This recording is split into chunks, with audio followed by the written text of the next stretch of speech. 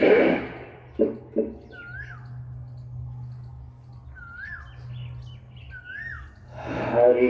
ओम आनंदम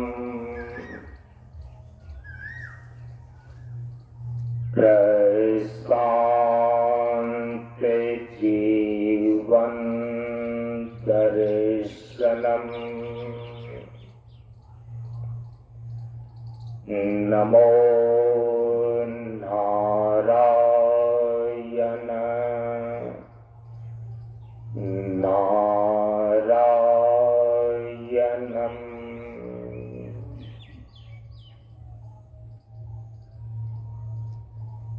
सनातन धर्म के वैदिक परंपरा के अंतर्गत गुरु और शिष्य के बीच एवं वक्ता और श्रोता के बीच ज्ञान का आदान प्रदान होने के लिए प्रयुक्त वैदिक मंत्रों का पहले उच्चारण कर लें। ओम सहना ववतु सहना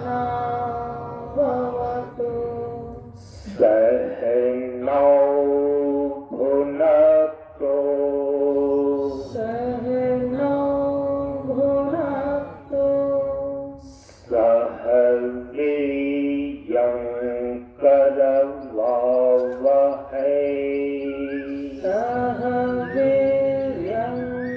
करवावहै तेजस्विनावधीतमस्तु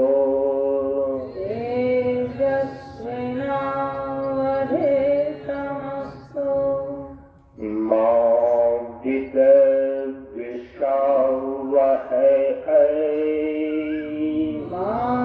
विद्विषावहै ओम शांति शांति शांति। ओम शांति शांति शांति। असतो मा सद्गमय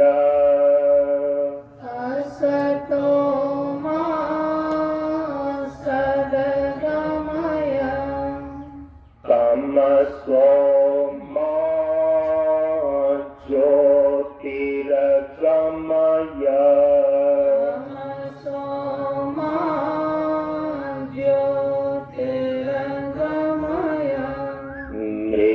मृत्योर्मा अमृतम गमय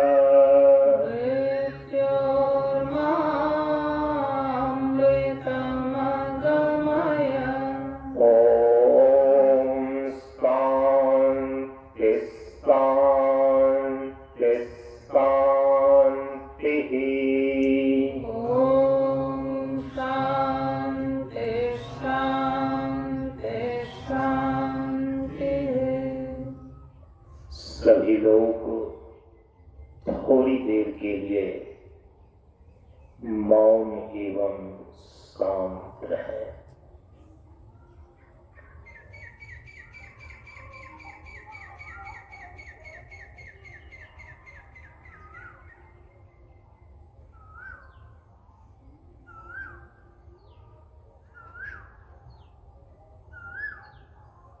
नमो नारायण। ब्रह्मानंदं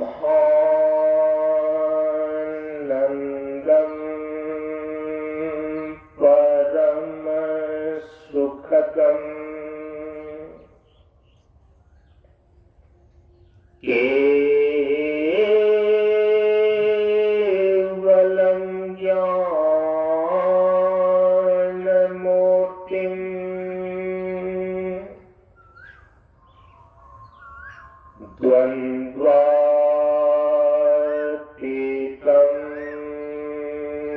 गगनसदृशम्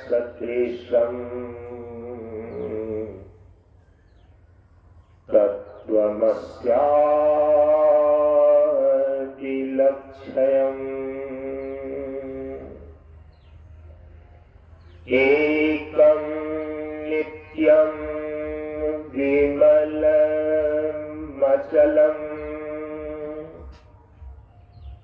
सर्वधि साक्षीभूतम्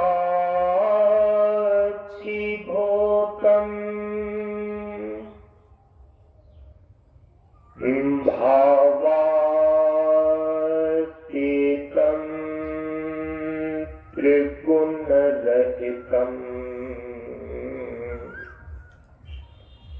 सद्गुरुं तं नमामि।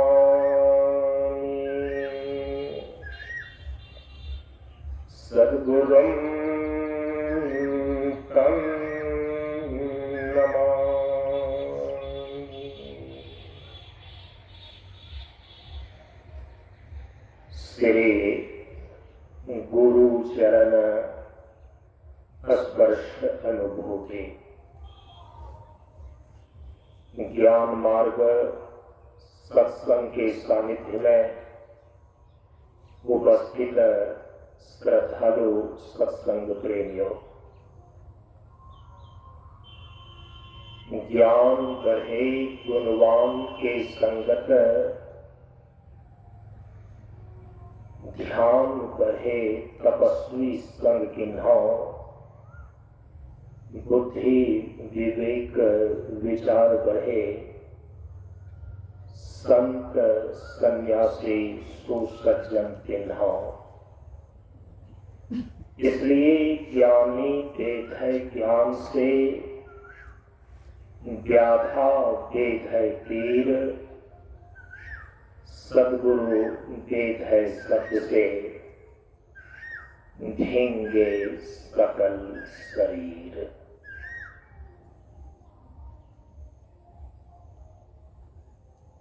प्रेमियों, हम सभी लोग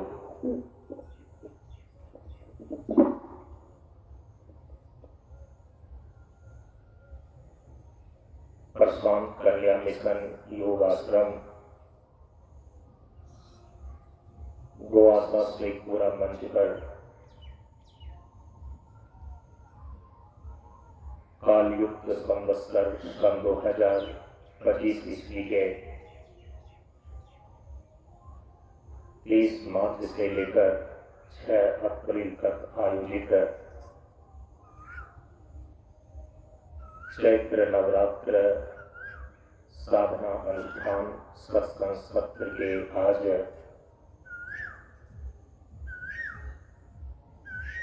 5वें दिन के सत्संग में हम सभी लोग उपस्थित हैं।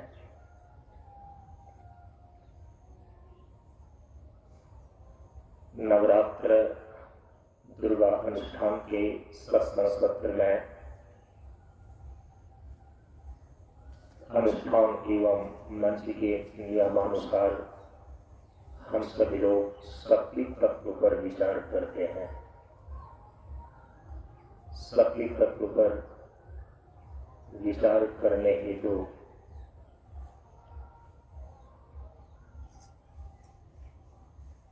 आदि शक्ति भगवती जगदम्बा को प्रणाम निवेदित करते हुए मंगलाचरण का उच्चारण कर लें। पीछे से दोहराएं। ओम सर्वमंगल मंगल्ये, ओम सर्वमंगल मंगल्ये, शिवे सर्वार्थ साधिके, शिवे सर्वार्थ साधिके, शरण्ये त्र्यंबके गौरी, शरण्ये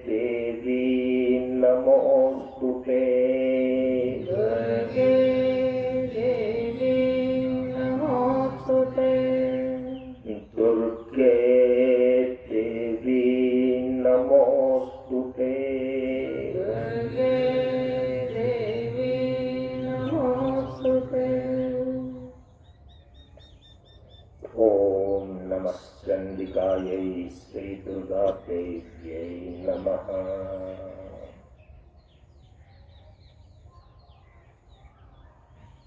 सत्य तत्व के संदर्भ में हम सभी लोग आदि सत्य कुंडली के विषय में विचार कर रहे हैं।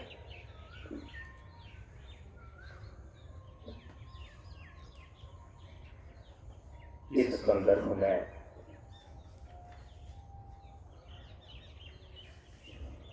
किए गए विचारों के द्वारा सत्य तत्व के स्वरूप को लेकर यह सिद्धांत वाक्य निश्चित हुआ कि त्रिगुणात्मिका मूल प्रकृति रूपा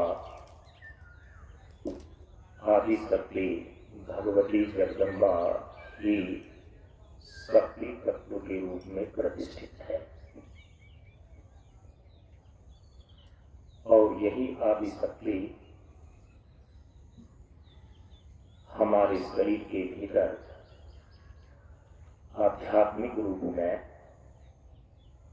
कुंडली शक्ति के रूप में विराजमान है। कल के सत्संग में आप सभी लोगों ने श्रवण किया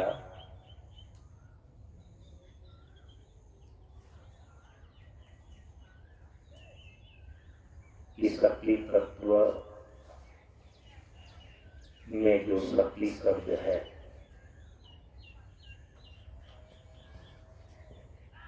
और इस शक्ति शब्द का जो व्युत्पत्ति अर्थ है व्याकरण के अनुसार से सक्रिय सत्तो धातु से अक्लिन प्रत्यय लगने पर शक्ति शब्द निष्पन्न होता है। इसका अर्थ है कि कारण वस्तु में जो कार्योत्पादन उपयोगी और पृथक सिद्ध धर्म विशेष है उसी को शक्ति कहते हैं। इस परिभाषा के अनुसार से वो शक्ति वह चीज है जो कारण के साथ अपृथक सिद्ध रहकर कार्योत्पादन में उपयोगी होता है। शक्ति वह चीज है जो कारण के साथ अपृथक सिद्ध रहकर माने कारण से कभी भी पृथक नहीं रहने वाली, कारण के साथ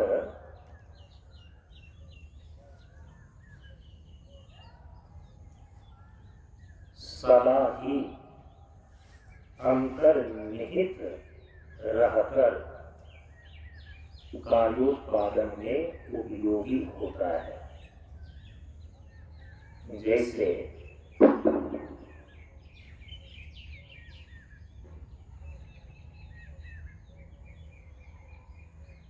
ये अग्नि में उसके अंतर्निहित रहने वाली जो अपृथक सिद्ध धर्म विशेष चीज है वह है उष्णता।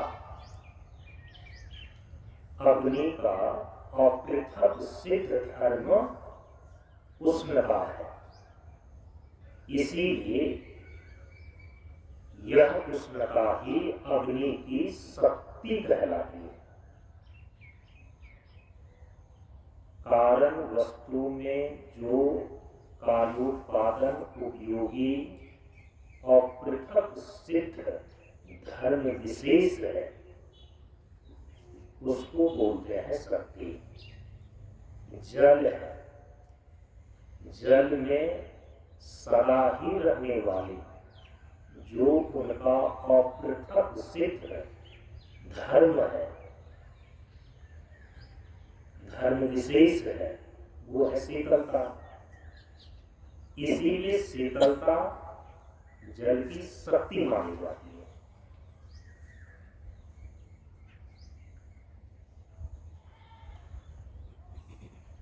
तो शक्ति वह चीज है जो कारण के साथ अपृथक सिद्ध रहकर कार्योत्पादन में उपयोगी होती है।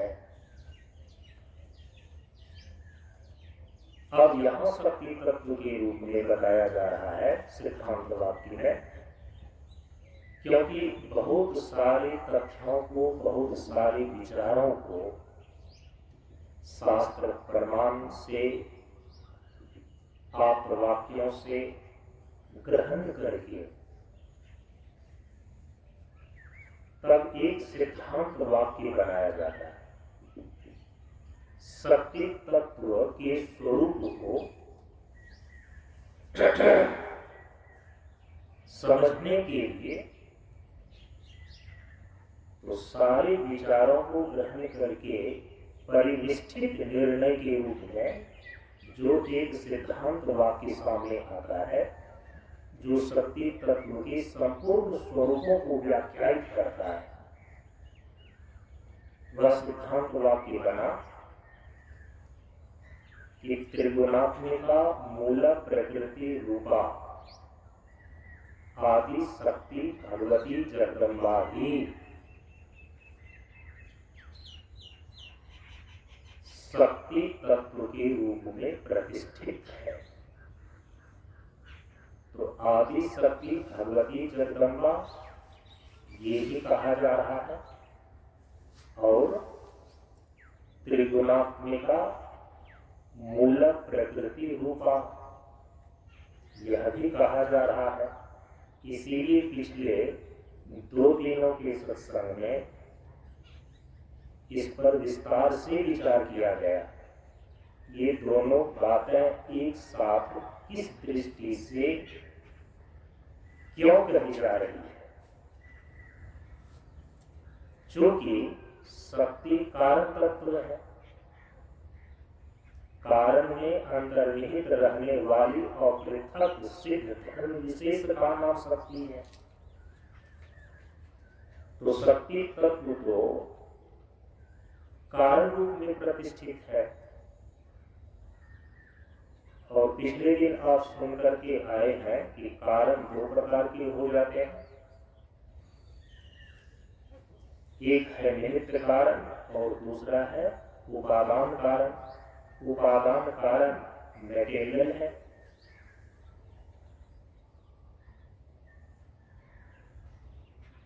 और जो निमित्त कारण है वो मेकर है, बनाने वाला।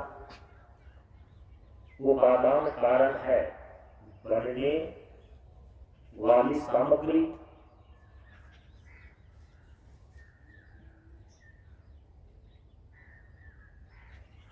तो शक्ति तत्व जो कारण रूप में है, कारण तत्व के रूप में है, कारण रूपा है, तो कारण के जो ये द्विविध रूप हो जाते हैं, निमित्त कारण और उपादान कारण। तो कल यह भी बता करके आए हैं कि जो निमित्त कारण होगा वह चेतना संपन्न होगा, वह ज्ञान संपन्न होगा। जैसे कि एक धारा के बनने में 2 कारण वहां पर काम कर रहे होते हैं, क्योंकि कोई भी कार्य बिना कारण के नहीं होते। तो जो चीज उत्पन्न होता है, जो चीज निर्मित होता है, तो निर्मित चीज को, उत्पन्न चीज को दर्शन शास्त्र की भाषा में कार्य बोलते हैं।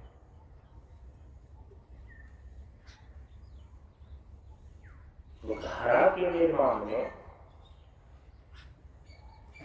कार्य रूप घड़ा के बनने में उसके पीछे दो कारण काम कर रहे हैं। निमित्त कारण के रूप में कुम्हार और उपादान कारण के रूप में मिट्टी। मिट्टी से ही घड़ा बनता है। जिससे जो चीज उत्पन्न होता है तो उत्पन्न वस्तु कार्य, और जिससे उत्पन्न हुआ, जिससे बना वो कार्य। जिसने बनाया वो निमित्त कारण कहलाता है, जिससे बना वो उपादान कारण कहलाता है, और जो वस्तु बना निर्मित हुआ उसकी कार्य संज्ञा है। अब मिट्टी जो उपादान कारण के रूप में है, यह तो चेतना संपन्न नहीं है, यह तो जड़ वस्तु है। लेकिन निमित्त कारण जो कुम्हार है, तो कुम्हार चेतना संपन्न है, ज्ञान संपन्न है। तो निमित्त कारण हमेशा चेतना संपन्न होना ही चाहिए। निमित्त कारण ज्ञान संपन्न होना ही चाहिए, नहीं तो जो जड़ वस्तु उपादान कारण के रूप में मिट्टी है, तो उसके अंदर तो ये क्षमता नहीं है ना कि घड़ा यदि बनना है तो घड़ा का कौन सा रूप लेना है, कितना बड़ा बनना है, कितना छोटा बनना है, किस आकार का बनना है। यह तो जड़ वस्तु के रूप में उपादान कारण के रूप में जो मिट्टी है ये तय नहीं कर सकता। मिट्टी रूपी मटेरियल से, उपादान कारण से घड़ा बनना, कार्यरूप घड़ा का बनना निश्चित होता है, किंतु किस रूप में घड़ा बनेगा, कितना बनेगा, किस आकार का बनेगा, कैसा बनेगा, ये संकल्प, ये क्षमता और ये विचार निमित्त कारण कुम्हार के अंदर होता है। तो निमित्त कारण हमेशा ज्ञान युक्त होगा, चेतना संपन्न होगा। अब शक्ति तत्व को जो कारण रूप में यहाँ पर बताया जा रहा है, और कारण दो प्रकार के हो जा रहे हैं, निमित्त कारण और उपादान कारण।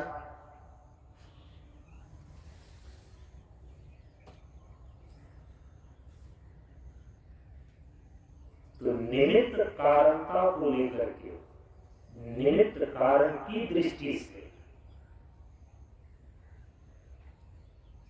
शक्ति तत्व को भगवती जगदम्बा कहा जाता है, और उपादान कारणता की दृष्टि से, उपादान कारणता को लेकर के शक्ति तत्व को त्रिगुणात्मिका मूल प्रकृति कही जाती है। ये बातें बिल्कुल आप अपने ध्यान में बिठा लेना। भगवती जगदम्बा जो ही कहते हैं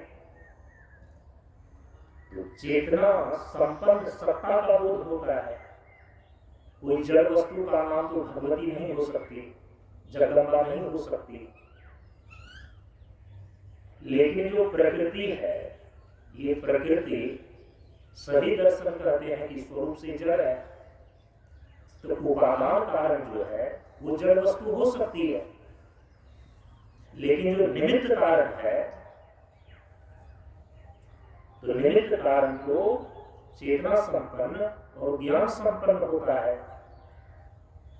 तो शक्ति तत्व को समझाने के लिए, शक्ति तत्व के स्वरूप को बताने के लिए, इसीलिए निमित्त कारण और उपादान कारण दोनों की ही दृष्टि को लेकर के, दोनों ही दृष्टि से इसको परिभाषित यहां पर किया।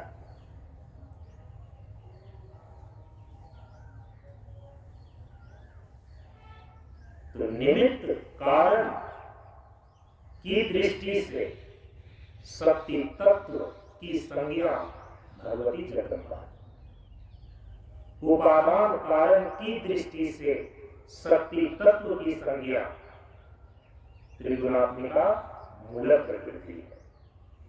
ये बातें स्पष्ट हो गई। और इसका प्रमाण हमारे शास्त्रों में श्रीमद्देवी भागवत महापुराण के अंदर, श्री दुर्गा सप्तशती के अंदर पर्याप्त मात्रा में दिया गया है।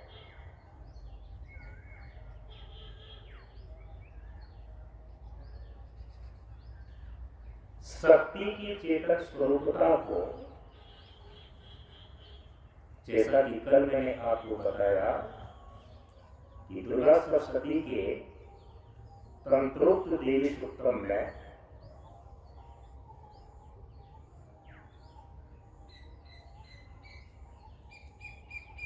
स्पष्ट रूप से लिखा गया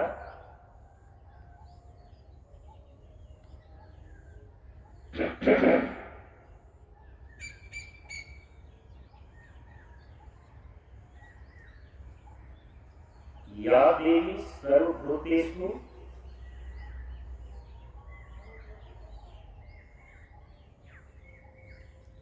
चेतना इति अभिधीयते। नमस्तस्यै नमस्तस्यै नमस्तस्यै नमो नमः।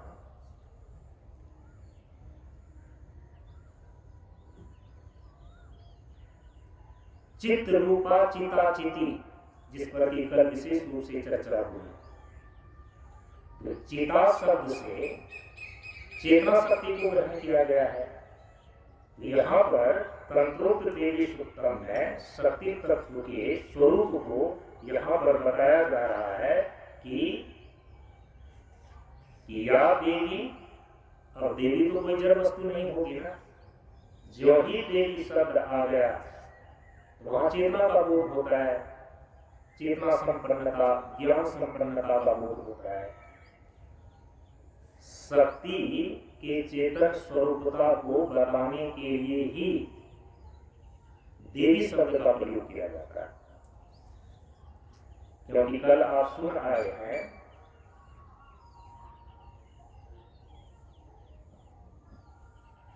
कि हमारे यहाँ पर जो शक्ति तत्व है ना, वह चेतन स्वरूप है, जड़ वस्तु नहीं है। अब यदि शक्ति चेतन स्वरूप है तो शक्ति के चेतन स्वरूपता को संबोधित करने के लिए जिस शब्द का प्रयोग होगा वह शब्द होगा देवी। देवी शब्द कहने से ही शक्ति की चेतन स्वरूपता का बोध होता है। या देवी सर्वभूतेषु, सभी प्राणियों में, सभी पदार्थों में वो किस रूप में विराजमान है? चेतना इति अभिधीयते। चेतना शक्ति के रूप में सभी भूत प्राणियों में वह विराजमान है। तो शक्ति की चेतन स्वरूपता को यहाँ पर बताया जा रहा है। और फिर इसी को आगे कहा कि चिति रूपेण या कृष्णम एतद् व्याप्य स्थिता जगत। और कल बता करके आए हैं चिति शब्द का अर्थ होता है चिद धातु, चिद तत्व, माने जो मूल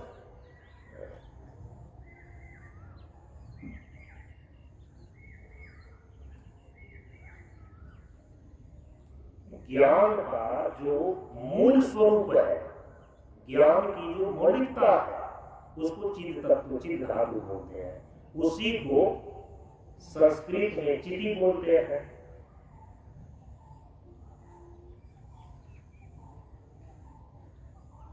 तो चेता चिति एक साथ तो ये शब्द आया ही, और इसको यहाँ पर देवी तंत्रोक्त देवी सूत्रम में पहले कहा कि चेतना इति अभिधीयते। या देवी सर्वभूतेषु चेतना अभिधीयते। चेतना शक्ति के रूप में जो सभी प्राणियों में विराजमान है, विद्यमान है।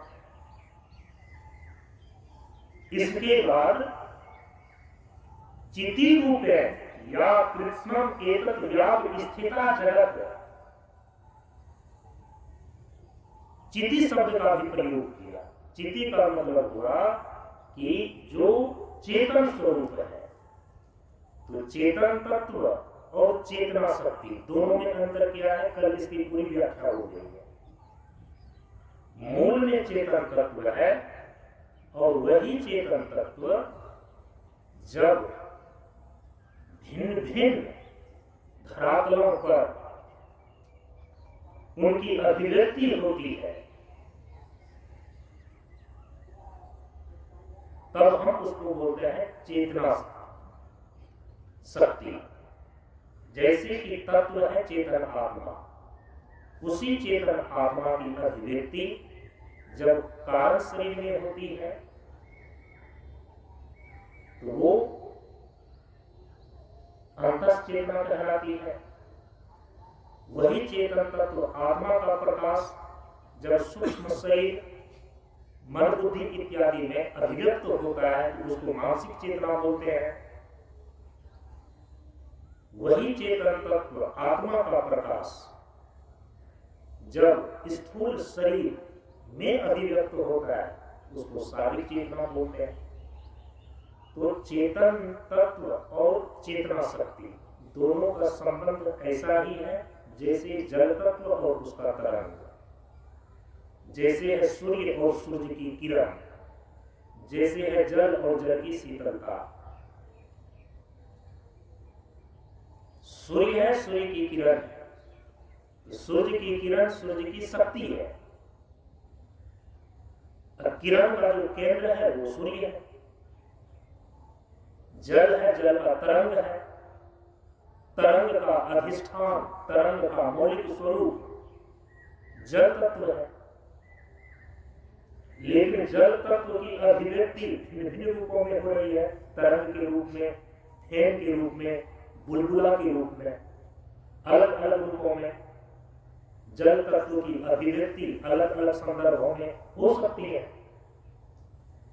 इसलिए चेतन तत्व को लेकर के यहाँ पर स्त्रीलिंग में कहा गया चिति।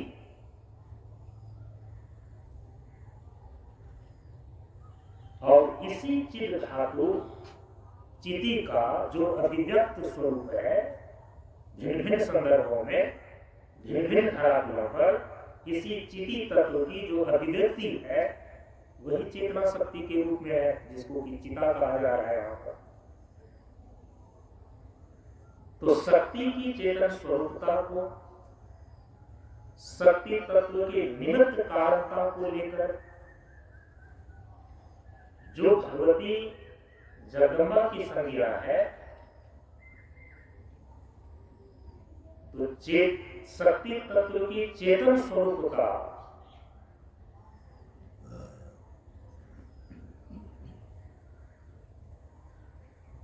निमित्त कारणता को हमारे शास्त्रों में जगह जगह पर इस रूप में बदलाया गया है।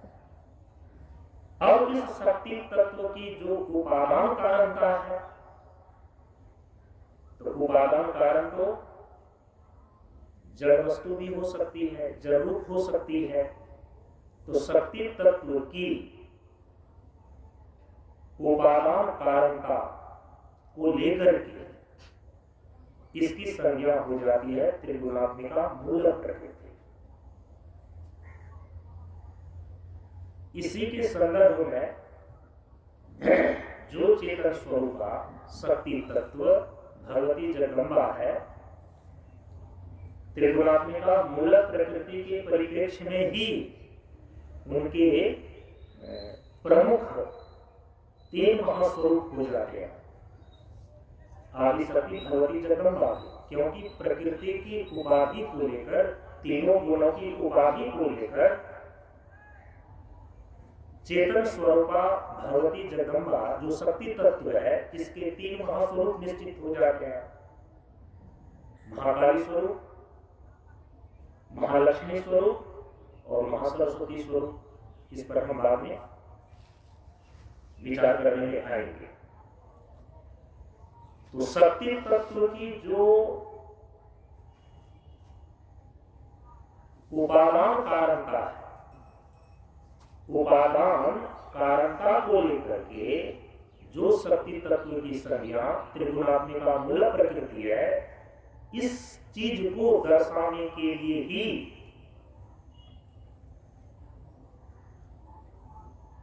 श्री दुर्गा सप्तशती के अंदर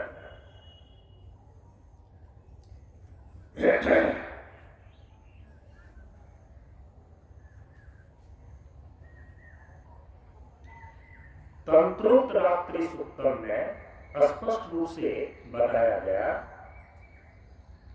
देखिए क्या लिखा जा रहा है, प्रकृतिस्त्वं च सर्वस्व गुणत्रय विभाविनी। शक्ति तत्व की उपादान कारणता को बताने के लिए ही श्री दुर्गा सप्तशती ग्रंथ में तंत्रोक्त रात्रि सूक्तम में जो मार्कंडेय पुराण के अंदर भगवती के चरित्र का वर्णन किया गया है, उसी को अलग एक ग्रंथ के रूप में दुर्गा सप्तशती कहा जाता है। जैसे कि महाभारत के अंदर भगवान श्री कृष्ण ने जो अर्जुन को उपदेश दिया है, उस संवाद को श्रीमद् भगवद गीता बोलते हैं। 700 श्लोकों में है तो मूलतः महाभारत के अंदर, लेकिन उन 700 श्लोकों को अलग से आज छपा करके श्रीमद् भगवद गीता ग्रंथ के रूप में उपलब्ध है। वैसे ही 700 श्लोकों में श्री दुर्गा सप्तशती है और इसमें भगवती का ही वचन है। इसीलिए इसको श्री दुर्गा सप्तशती कहा जाता है। सप्त माने 7, सती माने 100। तो दुर्गा के स्वरूपों को, दुर्गा के चरित्रों को जहां पर 700 श्लोकों में निरूपित किया गया है मार्कंडेय पुराण के अंदर, उन्हीं 700 श्लोकों को जब अलग से छापा दिया गया तो वो एक ग्रंथ का रूप ले लिया और उसका नाम दिया गया श्री दुर्गा सप्तशती। मूलतः यह मार्कंडेय पुराण में है। तो इस दुर्गा सप्तशती के तंत्रोक्त रात्रि सूक्त में स्पष्ट यहाँ पर बताया जा रहा है, प्रकृतिस्त्वं च सर्वस्य गुणत्रय विभाविनी। शक्ति तत्व के उपादान कारणता को बताने के लिए ही यहाँ गुणत्रय विभावनी प्रकृतिस्त्व अर्थात त्रिगुणात्मिका 3 गुणों वाली, तीनों गुणों की साम्य अवस्था मूल प्रकृति कहलाती है। तो इसीलिए एक शब्द में उसको बोलते हैं त्रिगुणात्मिका मूल प्रकृति। तो त्रिगुणात्मिका मूल प्रकृति शक्ति तत्व की उपादान कारणता को बताने के लिए यहां पर कहा जा रहा है।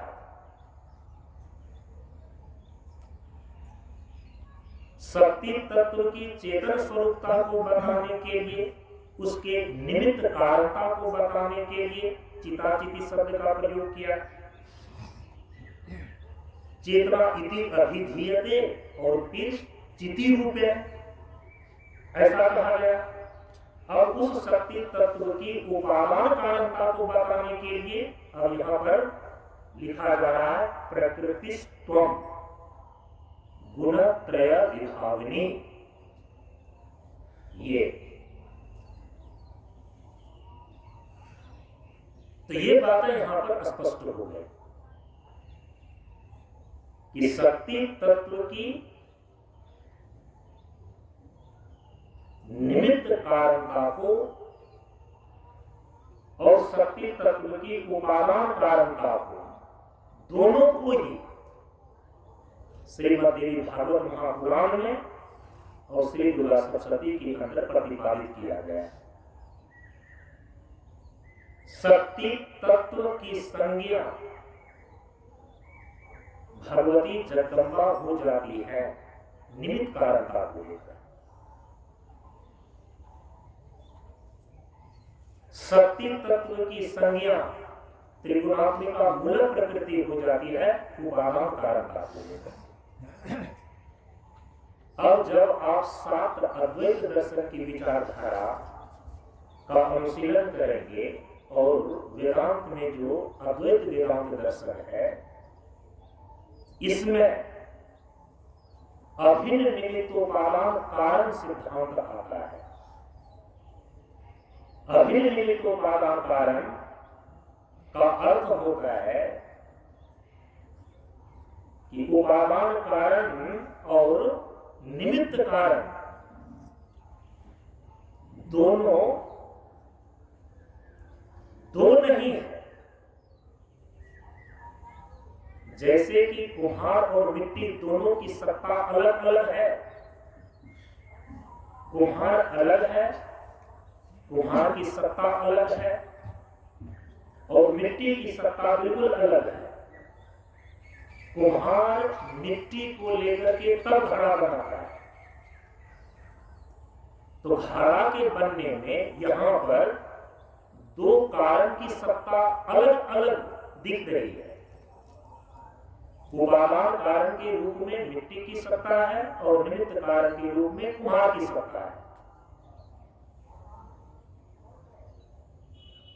चेतन संपन्न कुम्हार जो निमित्त कारण के रूप में है, वो जड़ वस्तु मिट्टी जो उपादान कारण के रूप में है, इसको लेकर के कार्यरूप घड़ा का निर्माण कर देता है। यह एक दृष्टि है, इसको बोलते हैं द्वैतवाद। द्वैतवाद में दो की सत्ता भिन्न भिन्न अलग अलग रहती है। दो सत्ता अलग अलग हो, पृथक हो, तब हम उसको द्वैतवाद बोलते हैं। निमित्त कारण अलग हो, उपादान कारण अलग हो, तब हम उसको बोलते हैं द्वैतवाद। लेकिन अद्वैतवाद में निमित्त कारण और उपादान कारण पृथक नहीं होते,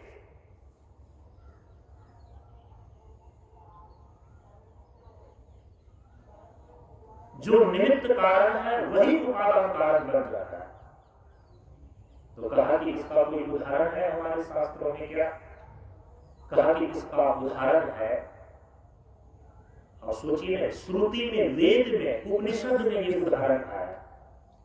ये दोनों प्रकार के उदाहरण, द्वैतवाद में जो निमित्त कारण और उपादान कारण दोनों की भिन्न और पृथक सत्ता है, मिट्टी और कुम्हार को लेकर के, ये भी उदाहरण उपनिषद में ही आया। अब अद्वैतवाद की प्रतिष्ठा के लिए, अद्वैतवाद को बताने के लिए कि एक ही तत्व है जिसके द्विविध रूप हो जाते हैं, वो दो भूमिका एक ही तत्व निर्वहन करता है। कि निमित्त कारण जो है वही उपादान कारण बनकर काल के रूप में परिणत हो जाता है, कार्य का उत्पादन कर देता है। कहा कि इसका कोई उदाहरण है जो कि अभिन्न निमित्तोपादान कारण के रूप में उसको समझा जा सकता है कि जो निमित्त कारण है वही उपादान कारण बन जाता है और कार्य की उत्पत्ति कर देता है। उसके लिए उदाहरण दिया कि जैसे एक मकड़ी जाला का निर्माण करती है, तो मकड़ी निमित्त कारण है और उपादान कारण के रूप में जाला बनाने का जो तंतु है, जाला बनाने का जो रेशा है, मकड़ी कहीं बाहर से नहीं आती है, बल्कि उनके ही अंतर्निहित शक्ति से, रेशे से, तंतु से जाले का निर्माण हो जाती है।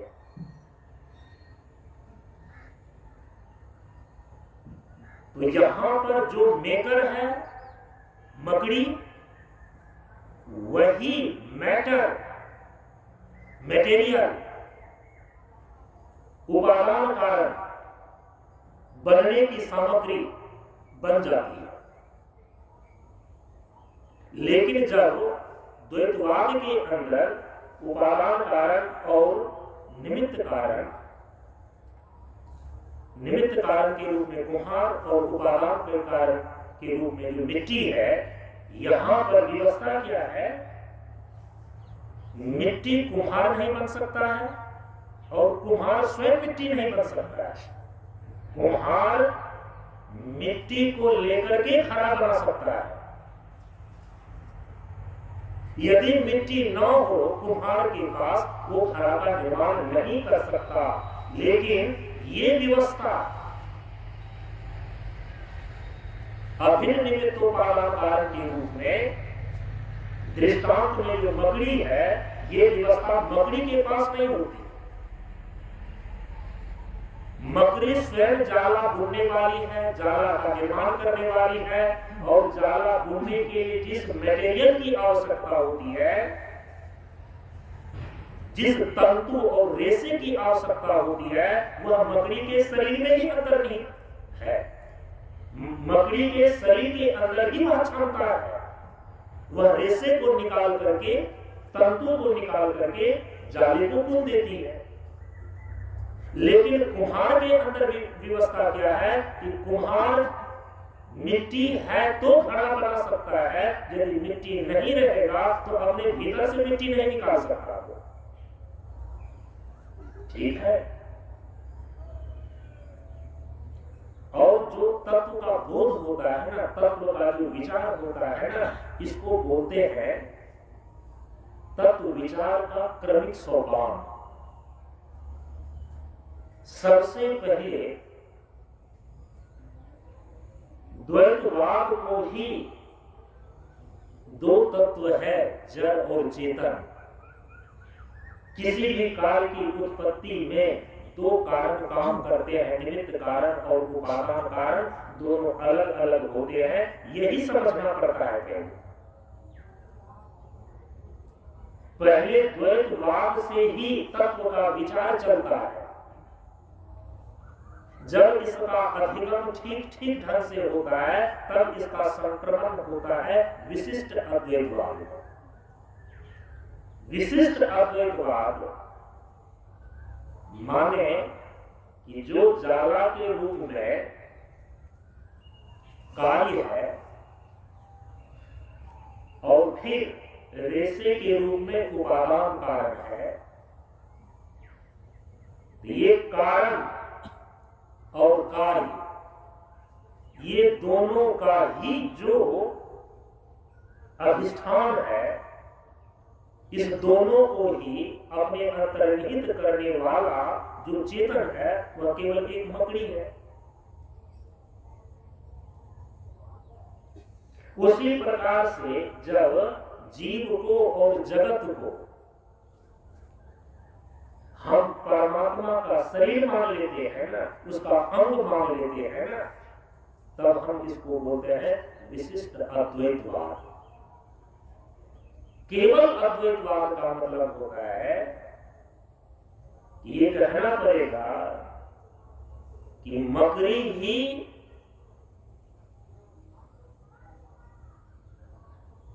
तंतु और रेशे, मकड़ी का ही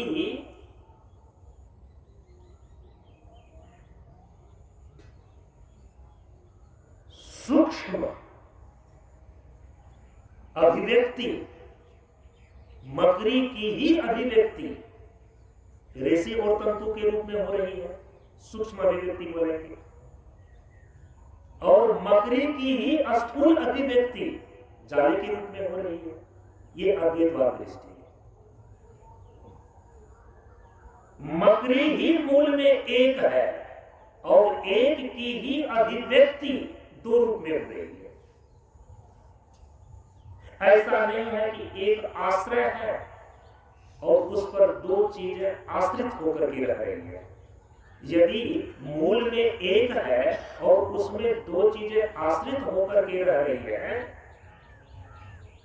जो आश्रित है आश्रय से उनकी भिन्न और स्वतंत्र सत्ता नहीं समझी जाती। इसीलिए विशिष्टा अद्वैतवाद में मूल में एक ब्रह्म की ही सत्ता है, लेकिन जीव और जगत उनके शरीर और अंग माने गए। एक ब्रह्म पर आश्रित जीव की सत्ता और जगत की सत्ता है। जो आश्रित पदार्थ है उसकी स्वतंत्र सत्ता नहीं मानी जाती है, उनकी सत्ता निर्भर मानी जाती है जो उनका आश्रय है। इसलिए जीव और जगत की सत्ता स्वतंत्र नहीं है, एक ब्रह्म पर आश्रित है। ये दृष्टि विशिष्ट अद्वैतवाद कहलाता है। लेकिन आश्रय और आश्रित ही नहीं, ऐसा नहीं है कि जल है और जल पर आश्रित है एक बुद्बुद इत्यादि।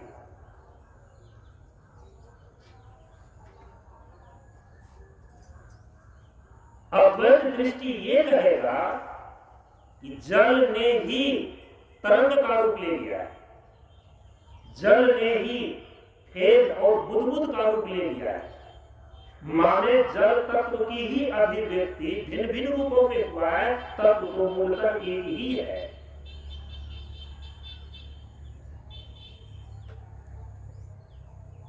तो इसको बोलते हैं अद्वैत दृष्टि में विवर्तवाद। फेज बुदबुद इत्यादि आश्रय और आश्रित होकर के रहने वाली उस प्रकार से संबंध नहीं है जैसे कि गुण और द्रव्य का संबंध है। अब यदि आप लोगों का थोड़ा सा दर्शन शास्त्र का बैकग्राउंड यदि ठीक हो, ये सारी बातें आप सुनने में बहुत ही आनंददायक हो सकता है। नहीं होने पर तो फिर लगता है क्या बातें कही जा रही है, वो सब सीख के ऊपर से निकल रहा है। गुण और गुणी का संबंध, द्रव्य आश्रय है और गुण जो है आश्रित है। गुण की सत्ता बिल्कुल अलग है और द्रव्य की सत्ता बिल्कुल अलग है। द्रव्य के आश्रित गुण होते हैं, ऐसा वैशेषिक दर्शन में प्रतिपादित किया गया। लेकिन उस आश्रय और आश्रित जैसा संबंध जल और जल के तरंग में नहीं है। जल और जल के तरंग में संबंध कैसा है कि किसी विशेष कारण से, हवा के झोंके के कारण से या पृथ्वी के घूर्णन की गति के कारण से, कंकड़ इत्यादि फेंकने के कारण से जल में तरंग उत्पन्न हो गया है। माने कि जल ने ही तरंग का रूप लिया, एंड का रूप लिया, बुदबुद का रूप लिया।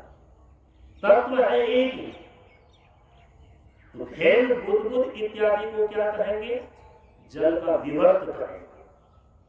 विवर्त एक पारिभाषिक शब्द है। विवर्त का अर्थ होता है अतात्विक परिणाम।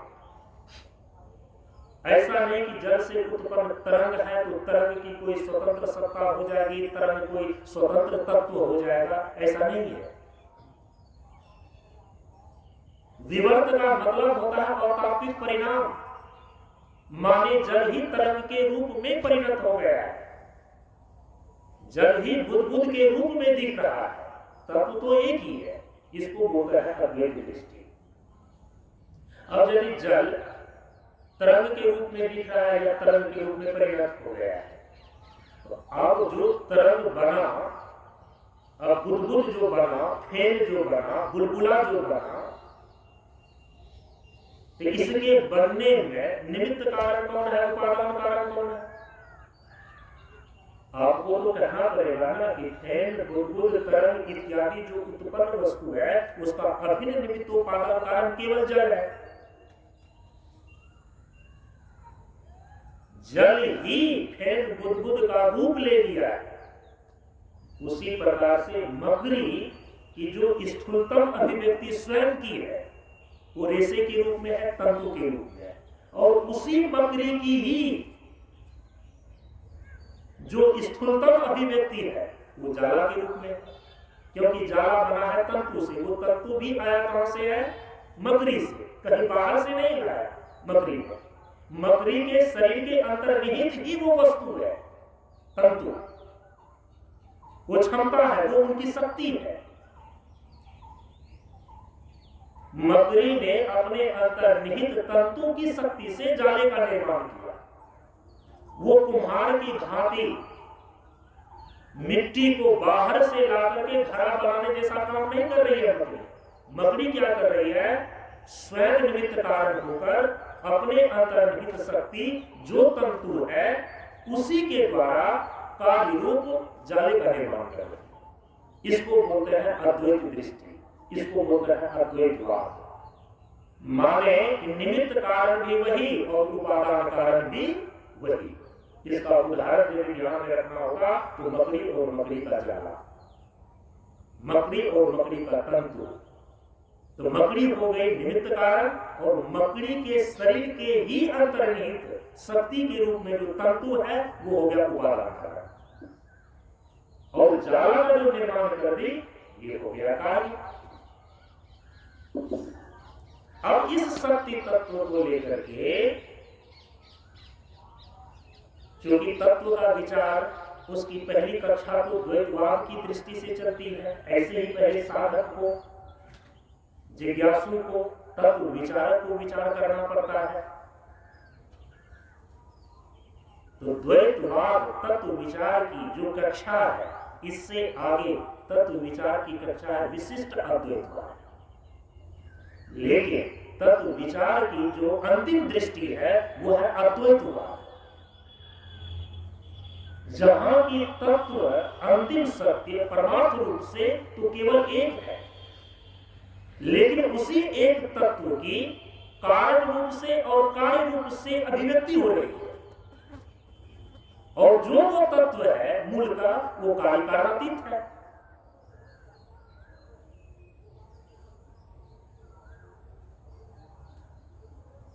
जो कार्य कारणातीत तत्व है निर्विशेष ब्रह्म, वही उपादान कारण के रूप में, वही निमित्त कारण के रूप में, दोनों के रूप में अभिव्यक्त होकर के संपूर्ण जगत प्रपंच जो कार्य रूप है इसका निर्माण करता है। इसको बोलते हैं अद्वैत दृष्टि, इसको बोलते हैं अद्वैतवाद। और शक्ति तत्व के अद्वैत को भी क्या हमारे यहाँ पर हमारे शास्त्रों में प्रतिपादित किया गया है? कहा कि हाँ, यदि शक्ति तत्व की निमित्त कारणता को प्रतिपादित किया गया, शक्ति तत्व की उपादान कारणता को प्रतिपादित किया, और इसी के प्रतिपादन करने के संदर्भ में शक्ति तत्व के दो नाम हो गए, दो संज्ञाएं इसको प्राप्त हो जाती है। निमित्त कारणता को लेकर के ही शक्ति तत्व की संज्ञा है भगवती जगदम्बा, क्योंकि निमित्त कारण जो है वो चेतना संपन्न, ज्ञान संपन्न होता है। शक्ति तत्व की उपादान कारणता को ही लेकर शक्ति तत्व की संज्ञा है त्रिगुणात्मिका मूल प्रकृति। तो पहले तो तत्व विचार में तो द्वैतवाद दृष्टि ही होती है।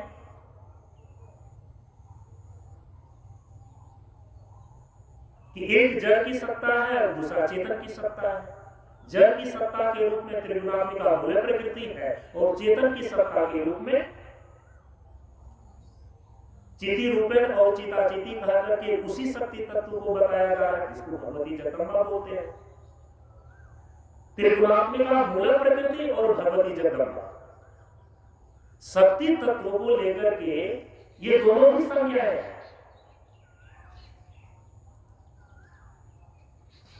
एक उपादान कारकता को बताने के लिए और एक निमित्त कारकता को बताने के लिए। क्योंकि उपादान कारकता के रूप में जो त्रिगुणात्मिका मूल प्रकृति है, शक्ति तत्व की संज्ञा त्रिगुणात्मिका मूल प्रकृति जो है, तो प्रकृति तो जड़ है, तो जड़ तत्व हो गया। शक्ति तत्व की निमित्त कारकता को बताने के लिए अब उसकी संज्ञा जो भगवती जगदम्बा है, भगवती जगदम्बा ये चेतन स्वरूप है, तो जड़ और चेतन त्रिगुणात्मिका मूल प्रकृति जड़ और भगवती जगदम्बा चेतन।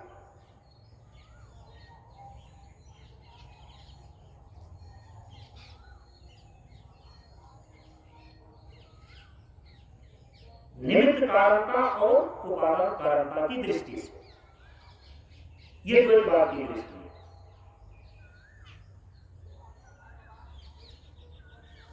लेकिन अभिन्न निमित्तोपादान कारण, अभिन्न निमित्तोपादान कारण का मतलब हो गया कि जो निमित्त कारण है वही उपादान कारण है, माने जो मेकर है वही मटेरियल है। जो निमित्त कारण है वही उपादान कारण के रूप में कार्य का निर्माण करती है। जो निमित्त कारण है वही उपादान कारण बनकर के सारे कार्य प्रपंच को उत्पन्न करता है। और इसका उदाहरण मैंने बकरी का दिया। क्या शक्ति के इस स्वरूप को, जहां की शक्ति तत्व अभिन्न निमित्तोपादान कारण के रूप में प्रदर्शित होती है, हमारे शास्त्र में उसका प्रतिपादन करने के लिए दुर्गा सप्तशती के अंदर ही देखिए, हम लोग बात करते हैं, वहां पर एक श्लोक आया,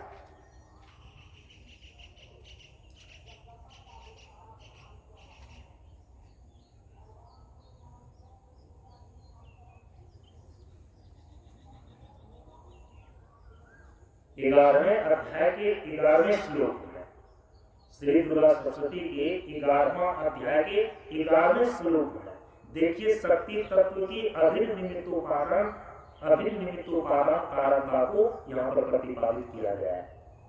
यदि आपको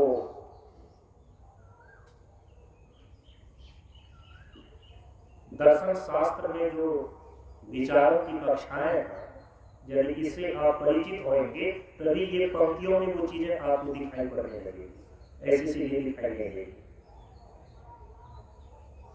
11वें अध्याय के 11वें श्लोक में यहाँ पर लिखा जा रहा है कि सृष्टि स्थिति विनाशानाम शक्ति भूते सनातनी गुणाश्रये गुणमय नारायणी नमोस्तुते।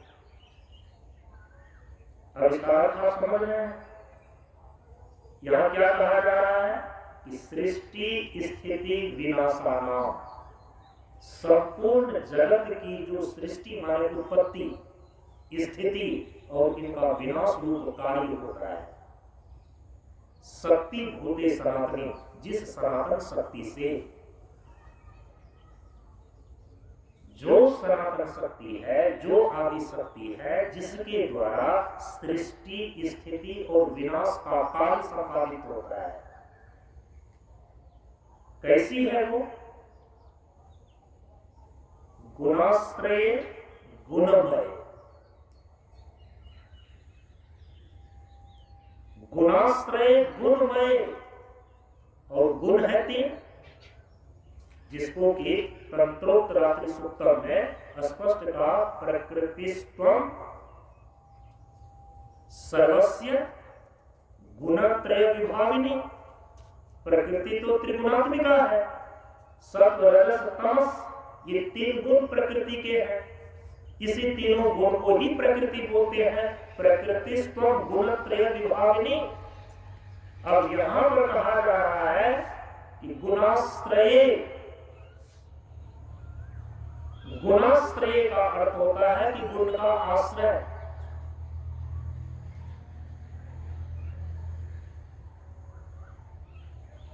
दोनों का आधार। एक तो यहां पर अब जो आदि शक्ति सनातनी, जिसके द्वारा संपूर्ण जगत की सृष्टि, स्थिति और प्रलय होता है, सृष्टि, पालन और संहार की शक्ति भूता सनातनी देवी, वो कैसी है? तो कहा कि गुणाश्रय, गुणों का आधार, गुणमय, गुणमयी। ये दो शब्दों का प्रयोग किया गया कि गुण का आश्रय भी है और गुणमयी भी है। जैसे कि जल और जल का तरंग, तो जल का जो तरंग है, तो तरंग का आधार और आश्रय भी जल ही है। जो तरंग है, फेन है, बुदबुद है, इस तरंग का आश्रय कौन है? इस तरंग का आधार कौन है? जल ही है। और जो तरंग है, जो जल है, जो तरंग है, जो बुदबुद है, जो फेन है, क्या ये जलमय नहीं है? क्या तरंग, फेन, बुलबुल, ये जो चीजें हैं, तो क्या इसका कोई भी एक अंश जल रहित है क्या? जल के बिना है क्या? नहीं। यदि जल ही तरंग, फेन और बुदबुद बना है, तो कार्य का कोई ऐसा हिस्सा नहीं होगा कि जहां कारक अनुस्यूत नहीं होगा। यदि मिट्टी से घड़ा बना है, तो घड़ा का कोई ऐसा हिस्सा नहीं होगा कि जहां मिट्टी नहीं होगा, क्योंकि कार्य के प्रत्येक कण में उनके कारण अनुस्यूत होते ही होते हैं। जिस प्रकार से कारण रूप मिट्टी से बना कार्य रूप घड़ा, तो घड़े के कण कण में जैसे कारण मिट्टी अनुस्यूत होती है,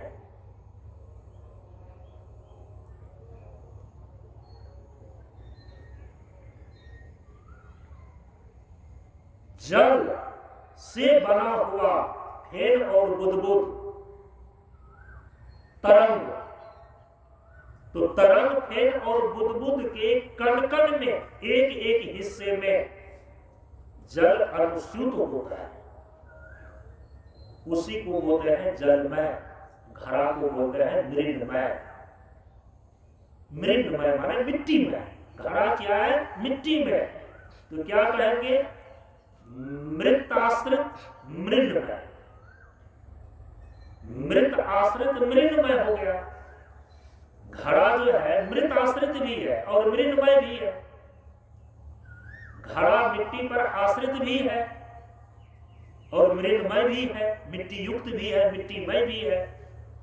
उसी प्रकार से जल तरंग जो है जल पर आश्रित भी है और जलमय भी है।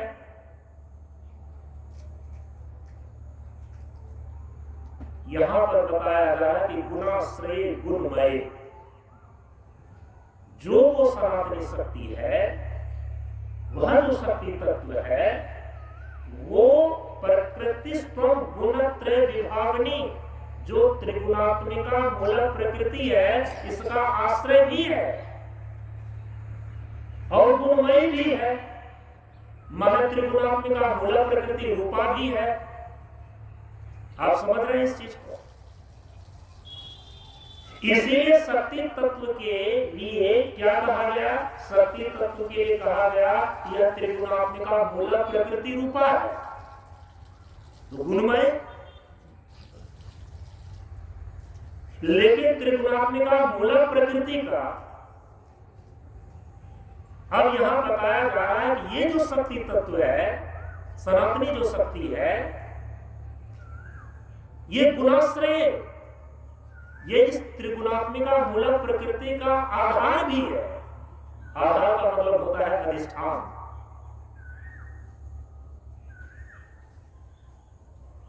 अधिष्ठान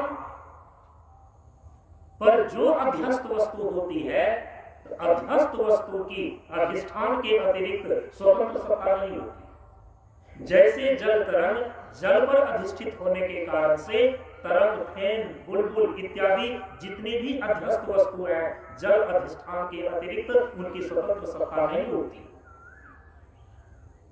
तो यहां पर गुणाश्रय, गुणमय, ये दोनों शब्द कह करके शक्ति तत्व की अभिन्न निमित्तोपादान कारणता को यहां पर सूचित किया गया। अब जिनको तत्व दृष्टि होगी इस पंक्ति से वो इस चीज को सीधे देख सकते हैं, उनके चिंतन विचार में ये चीजें सीधे प्रकाशित हो जाए। सृष्टि स्थिति विनाशानाम, ये कार्य, और कार्य की उत्पत्ति होती है कारण से, और कारण होते हैं दो रूप, एक है निमित्त कारण और एक है उपादान कारण।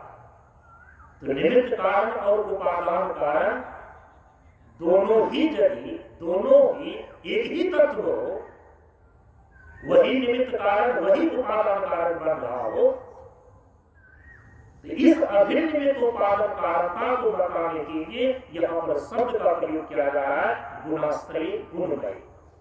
गुणाश्रय गुणमय नारायण नमस्ते।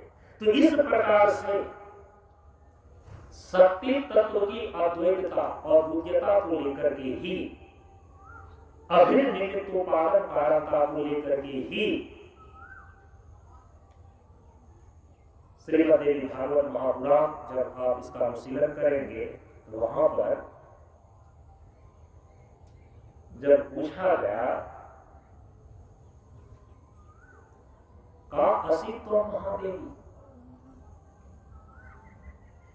हे महादेवी तुम कौन हो, जिज्ञासा किया है। का असित्व महादेवी, हे महादेवी तुम कौन हो। तेजथर्थ शीर्षक के अंदर जिसका की प्रतिदिन हम लोग पाठ करते हैं, वहां पर उस महादेवी ने स्वयं क्या उत्तर दिया, क्या कहा कि सा अब्रवीता, उस महादेवी ने कहा कि अहम ब्रह्म स्वरूपिणी, मैं ब्रह्म स्वरूप। इसीलिए जो सगुण ब्रह्म है ना, वही शक्ति तत्व है, और जो शक्ति तत्व का निर्गुण स्वरूप है वही ब्रह्म है। जब शक्ति की अभिन्न निमित्तोपादान कारणता सिद्ध हो जाती है कि संपूर्ण कार्य प्रपंच को उत्पन्न करने वाली जो आदि शक्ति है, वह केवल कारण तत्व के रूप में ही नहीं है, बल्कि कारण तत्व के रूप में जो त्रिगुणात्मिका मूल प्रकृति है उसका भी अधिष्ठान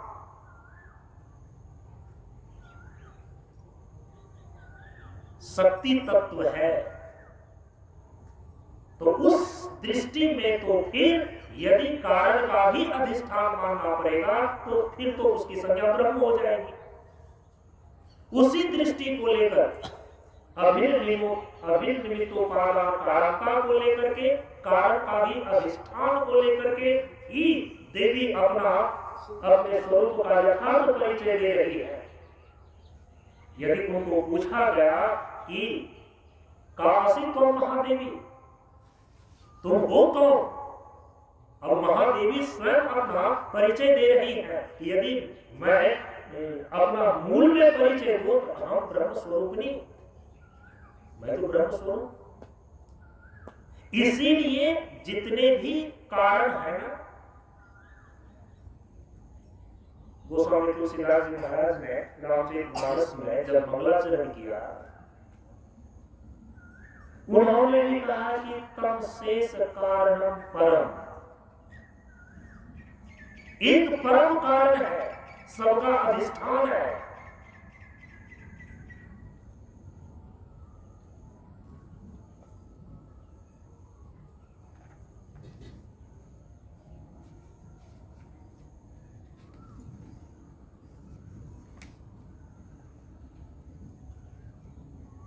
श्वेताश्वतर एक उपनिषद है और उस उपनिषद के अंदर ही ये स्पष्ट रूप से लिखा गया, यह कारणानि निखिलानि तानि कालात्मयुक्तानि अधिष्ठति एकः।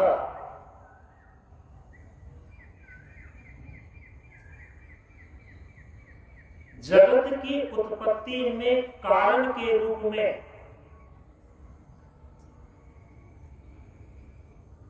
कई कारणों को स्वीकार किया गया है। न्याय और वैशेषिक दर्शन नौ द्रव्य को उपादान कारण और ईश्वर को निमित्त कारण जगत की उत्पत्ति में मानते हैं।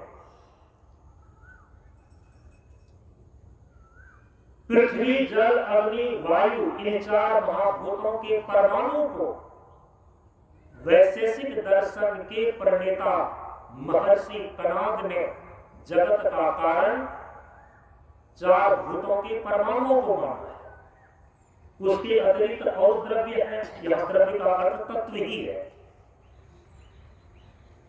लेकिन जब सांख्य और योग की दृष्टि में, इस दोनों के प्रस्थान की दृष्टि में संपूर्ण चराचर जगत की उत्पत्ति, जीवन और जगत के जितने भी तत्व हैं, उसकी उत्पत्ति का कारण त्रिगुणात्मक मूल प्रकृति को मानते हैं।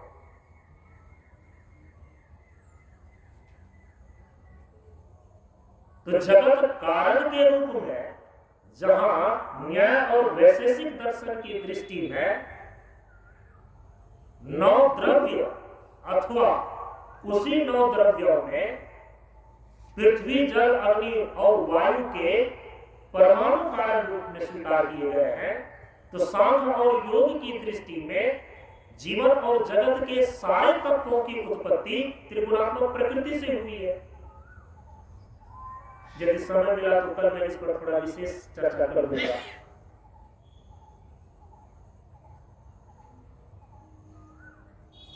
लेकिन क्या जो कार्य की उत्पत्ति करने वाला कारण तत्व है, न्याय और वैशेषिक की दृष्टि में चार महाभूतों के परमाणु, सांख्य और योग की दृष्टि में त्रिगुणात्मक मूल प्रकृति, क्या ये कारण स्वतंत्र वस्तु है या इस कारण का भी कोई अधिष्ठान परम कारण है? तो निश्चित रूप से न्याय और वैशेषिक की दृष्टि में जितने भी कार्य जगत की उत्पत्ति चार महाभूतों के परमाणुओं से हुई है, यही उनका अंतिम कारण है, उपादान कारण, निमित्त कारण के रूप में ईश्वर। और इस कारण की बिल्कुल स्वतंत्र सत्ता है। न्याय वैशेषिक की दृष्टि में पृथ्वी के परमाणु का स्वतंत्र सत्ता है, जल के परमाणु का स्वतंत्र सत्ता है, अग्नि के परमाणु का स्वतंत्र सत्ता है और वायु के परमाणु का स्वतंत्र सत्ता है। जो आकाश तत्व है, विभू होने के कारण से इसके परमाणु नहीं होते, बल्कि पृथ्वी के परमाणु, जल के परमाणु, अग्नि के परमाणु और वायु के परमाणु परस्पर संगठित होकर के जो स्थूल पृथ्वी, स्थूल जल, स्थूल अग्नि और स्थूल वायु कार्य रूप में निर्मित होता है, इस निर्माण के लिए विभू आकाश इनको जगह देता है।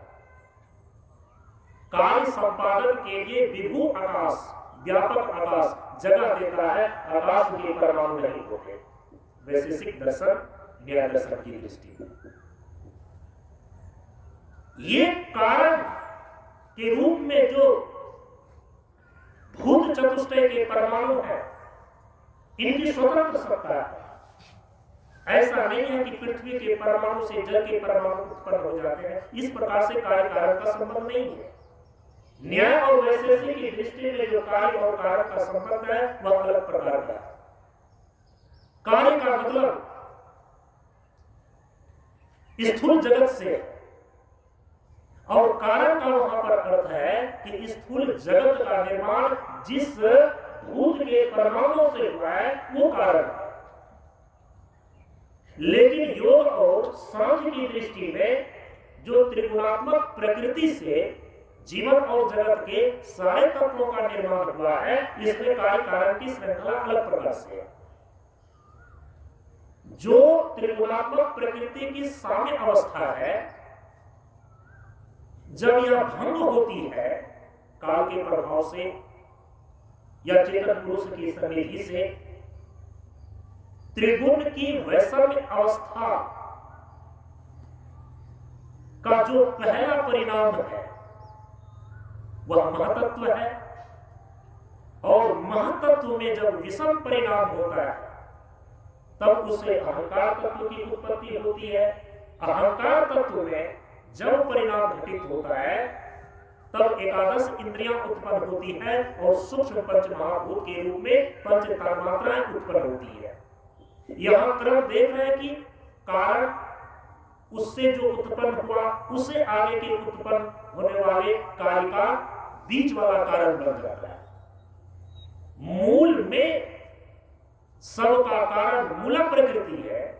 मूल प्रकृति से महतत्व की उत्पत्ति हुई, महतत्व से अहंकार तत्व की उत्पत्ति हुई, अहंकार तत्व से एकादश इंद्रियां और पंच तन्मात्राओं की उत्पत्ति हुई, पंच तन्मात्राओं से स्थूल पंच महाभूत की उत्पत्ति होती है। ये सांख्य और योग प्रस्थान में सृष्टि की प्रक्रिया है। यहां कार्य और कारण की श्रृंखला इस प्रकार से चलती है। तो जीवन और जगत के जितने भी तत्व हैं, जिस कारण से ये उत्पन्न हुआ है, सांख्य और योग प्रस्थान के अंदर उस कारण का नाम है त्रिगुणात्मक प्रकृति। अब ये त्रिगुणात्मक प्रकृति जो सभी अन्य तत्वों की उत्पत्ति का कारण है, इस कारण की स्वतंत्र सत्ता है। ये किसी चेतन तत्व पर आश्रित नहीं है, निर्भर नहीं है। लेकिन जो वेदांत की दृष्टि है,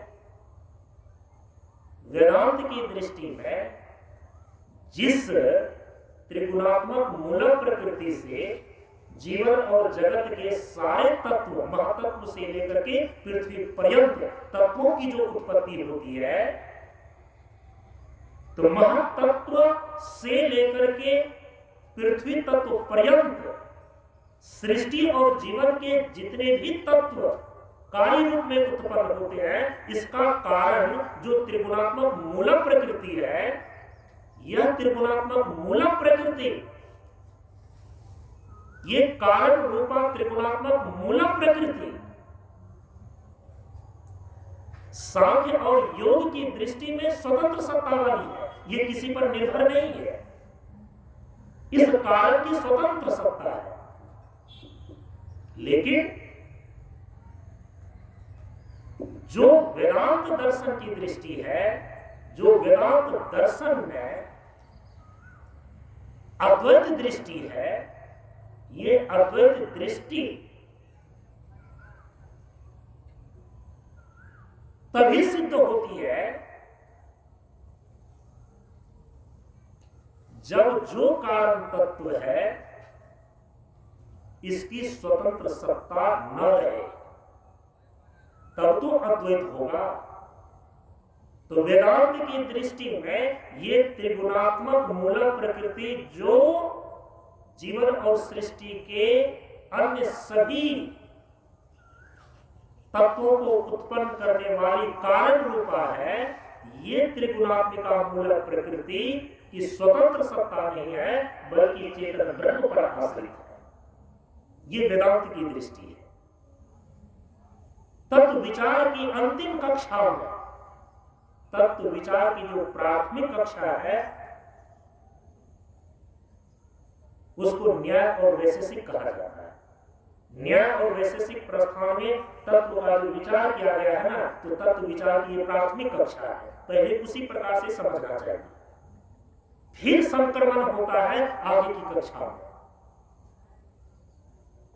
सांख्य और योग प्रस्थान में, दर्शन में जो तत्व विचार किया गया है, सांख्य दर्शन के प्रणेता महर्षि कपिल और योग दर्शन के प्रणेता महर्षि पतंजलि, इन दो तत्वदर्शी महापुरुषों के द्वारा सांख्य और योग प्रस्थान में जो तत्व विचार किया गया है, यह तत्व विचार की माध्यमिक कक्षा है, बीच वाली।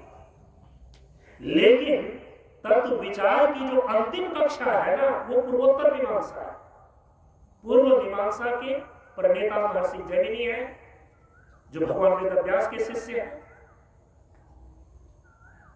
और उत्तर मीमांसा के रूप में जो ब्रह्मसूत्र वेदांत दर्शन है, इसके प्रणेता स्वयं महर्षि बादरायण भगवान वेदव्यास है।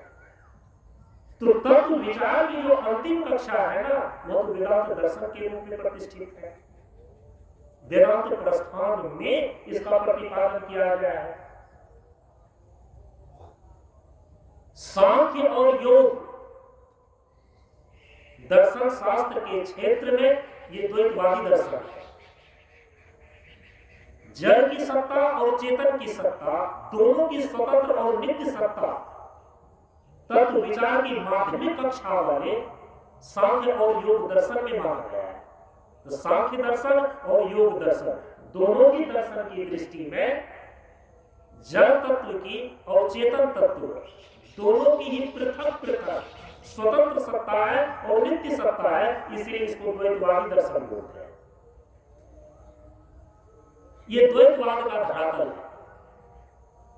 न्याय और वैशेषिक ये जो तत्व विचार की प्रथम कक्षा है, प्राथमिक कक्षा है, इन दो प्राथमिक कक्षाओं में जो तत्व विचार किया गया है, इसमें तत्व के केवल मुख्य दो ही वर्ग नहीं है जड़ चेतन के रूप में,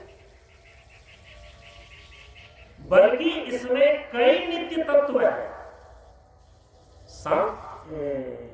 वैशेषिक और न्याय प्रस्थान के अंदर जो तत्व का निरूपण किया गया है, जैसे कि और 9 प्रकार के द्रव्य वैशेषिक दर्शन ने निरूपित किया, तो वैशेषिक दर्शन के अंदर जो 9 प्रकार के द्रव्य हैं, उस 9 प्रकार के द्रव्यों में, इस पर कई बार चर्चा हो चुकी है,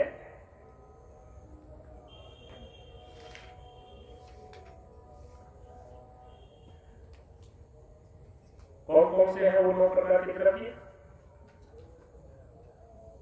वैशेषिक दर्शन के जो सूत्र है 1-1-5 में, वैशेषिक दर्शन के प्रणेता महर्षि कनाब लिखते हैं कि पृथ्वी आपः तेजो वायुर आकाशम कालो दिक् आत्मा मन इति द्रव्याणि। पृथ्वी, जल, अग्नि, वायु, आकाश, काल, दिक्, आत्मा और मन, ये 9 द्रव्य, और इन 9 द्रव्यों की नित्य और स्वतंत्र सत्ता है, कोई किसी के ऊपर निर्भर नहीं है। ये वैशेषिक दर्शन की दृष्टि है।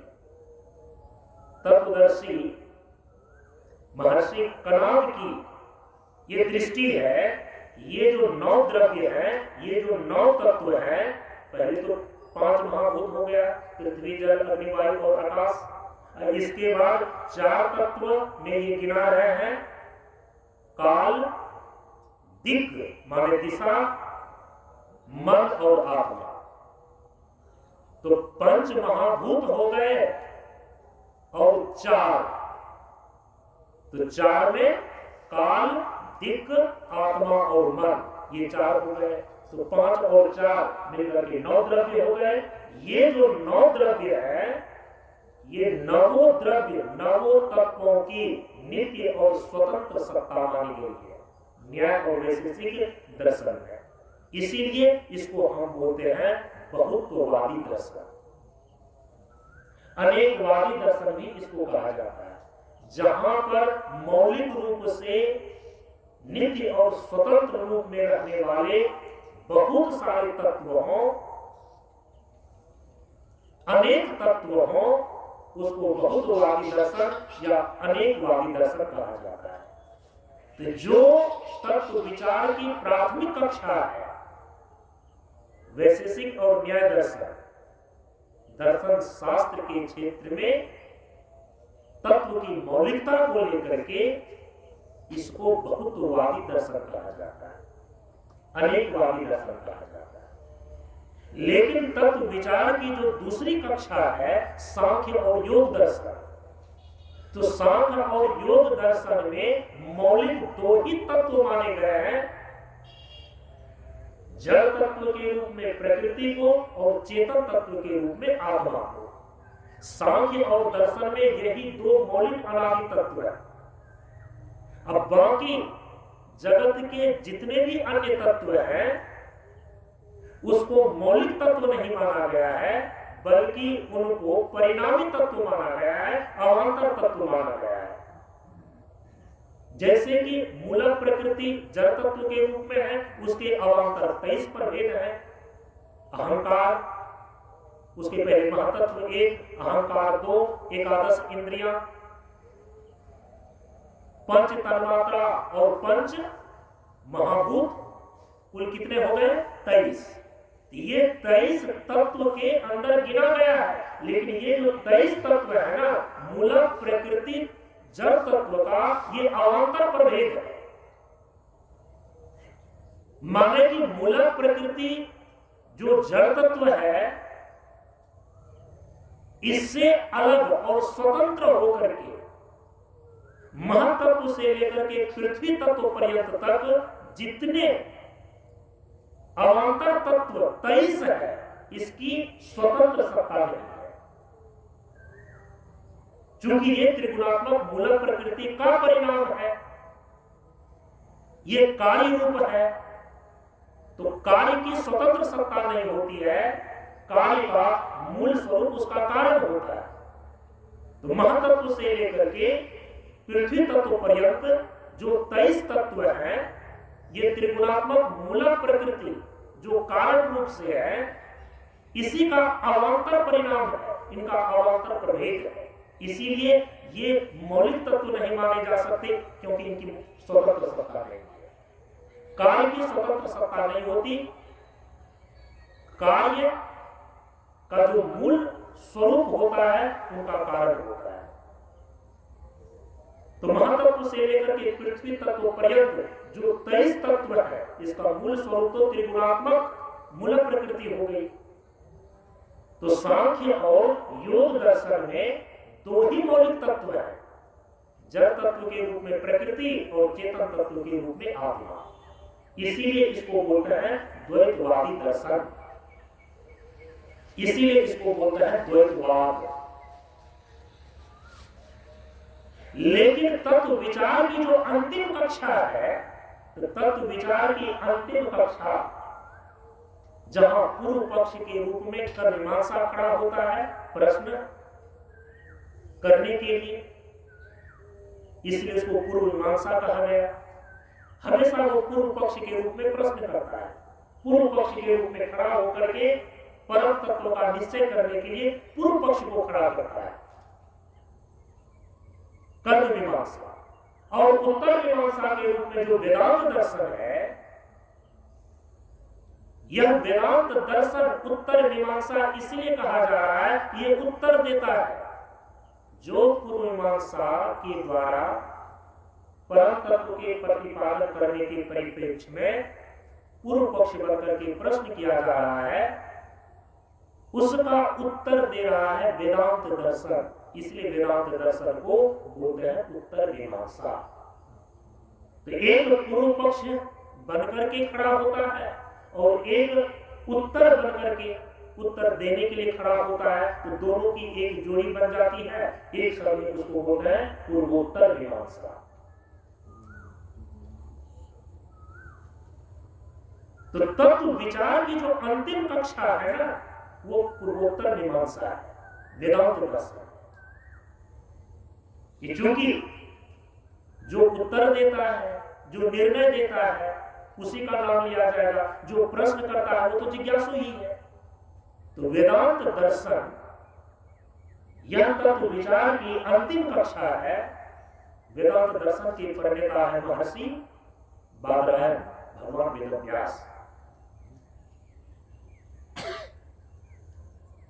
तत्व विचार की ये अंतिम कक्षा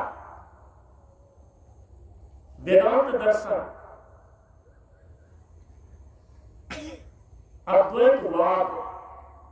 अद्वैतवादी दर्शन है। और अद्वैत का सीधा मतलब होता है कि जो मूल में एक ही तत्व को स्वीकार करता है। एकम ब्रह्म नित्यम तद व्यतिरिक्तम सर्वम अनित्यम। इस प्रकार का जिसका निश्चय है हम उसको बोलते हैं अद्वैतवादी दर्शन, उसको बोलते हैं अद्वैतवाद। एक तो कारण को लेकर के जो अनेक कारण को नहीं मानता बल्कि एक ही अभिन्न निमित्तोपादान कारण को मानता है, उसको अद्वैतवाद बोलते हैं, अद्वैतवादी दर्शन बोलते हैं। तत्व की मौलिकता एक ही मौलिक तत्व है और वही एक मौलिक तत्व कारण रूप में और कार्य रूप में अभिव्यक्त हुआ है। जो इस प्रकार की दृष्टि रखता है हम उसको बोलते हैं अद्वैतवादी दर्शन, उसको बोलते हैं अद्वैतवाद। अब यहां पर न्याय और वैशेषिक जो तत्व विचार की प्राथमिक कक्षा है, इसमें तो आप देख रहे हैं कि ये कई कारणों को मान रहा है।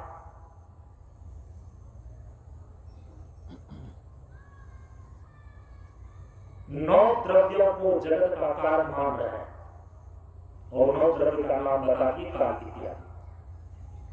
इसीलिए यहाँ पर श्वेताश्वतर उपनिषद ने बताया ये जो जगत के कारण भिन्न भिन्न मान रहे हैं, काल इत्यादि को न्याय और वैशेषिक ने जगत का कारण माना, त्रिगुणात्मक प्रकृति को सांख्य और योग ने जगत का कारण माना। जो अद्वैतवादी वेदांत दर्शन है इसमें तो मौलिक तत्व एक ही है, एकम ब्रह्म नित्यम तद व्यतिरिक्तम सर्वम अनित्यम। केवल नित्य तत्व एक ब्रह्म ही है, इसको छोड़ करके बाकी जितने भी तत्व हैं सब अनित्य हैं। तो इसको क्या बोलेंगे? इसका मतलब है कि एक ब्रह्म से ही जगत के सारे तत्व, चाहे वह कारण के रूप में हो चाहे वह कार्य के रूप में हो, तो जो कार्य कारणातीत के रूप में ब्रह्म तत्व की प्रतिष्ठा है, इसी एक ब्रह्म से कारण और कार्य कोटि के सभी तत्व अभिव्यक्त हुए हैं। तो यदि कारण ही कहना पड़ेगा तो ब्रह्म को फिर परम कारण की संज्ञा लेनी पड़ेगी। इसीलिए ब्रह्म सूत्र में महर्षि बादरायण ने दूसरे ही सूत्र के अंदर ब्रह्म की परिभाषा को लिखा कि ब्रह्म किसे कहते हैं। तो कहा कि जन्माद्यस यतः स ब्रह्म, वहां सूत्र है जन्माद्यस यतः, और वहां स ब्रह्म इसका अध्याहार कर लेना चाहिए क्योंकि वहां कहने का यही अभिप्राय है। जन्माद्यस यतः स ब्रह्म, ये सूत्र उपनिषद के जिस कथन को लेकर के भगवान वेदव्यास ने ब्रह्म के लक्षण को निरूपित किया, तो उपनिषद में ब्रह्म का लक्षण बतलाया गया, ब्रह्म तत्व के विषय में निरूपण किया गया। यतो वा इमानि भूतानि जायन्ते येन जातानि जीवन्ति येन पर्यन्त हि सन्ति तत् विजिज्ञासस्व तत् ब्रह्मेति। ये जो संपूर्ण चराचर जगत आप देख रहे हैं, जन्माद्यस्य यतः, इन संपूर्ण चराचर जगत की सृष्टि, स्थिति और प्रलय जिससे होती है, स ब्रह्म, हम उस अधिष्ठान को ब्रह्म बोलते हैं। इसीलिए श्वेताश्वतर उपनिषद में यहां पर स्पष्ट लिखा जा रहा है कि यह कारणानि, कारणों के भी कारण, क्योंकि न्याय और वैशेषिक दर्शन भूत चतुष्टय के परमाणु को कारण मान रहा है जगत का। तत्व विचार की जो माध्यमिक कक्षा सांख्य और योग है, ये जगत कारण के रूप में त्रिगुणात्मक मूल प्रकृति को मान रहा है। लेकिन वेदांत दर्शन में तो तत्व केवल एक ही है। और यदि शक्ति तत्व के संदर्भ में आप देखें तो जैसे कि वेदांत दर्शन में संपूर्ण जगत का अभिन्न में तो उपादान कारण ब्रह्म है, उसी प्रकार से शक्ति तत्व के रूप में अभिन्न में तो उपादान कारण शक्ति तत्व के रूप में जो भगवती जगदम्बा है, उसका प्रतिपादन किया गया है। और इसी दृष्टि को लेकर के महादेवी ने अपने यथार्थ स्वरूप का परिचय इसी रूप में दिया। जब पूछा गया का असि तुम महादेवी, हे महादेवी तुम कौन हो, तो उन्होंने ये नहीं कहा कि अहम कारण रूपा, उन्होंने ये नहीं कहा कि अहम कार्य रूपा। अरे ये कारण और कार्य दोनों ही जिस अधिष्ठान से अभिव्यक्त होता है, उत्पन्न होता है, जिस अधिष्ठान को ब्रह्म कहा जाता है, वही ब्रह्ममय हो। अहम ब्रह्म स्वरूपिणी।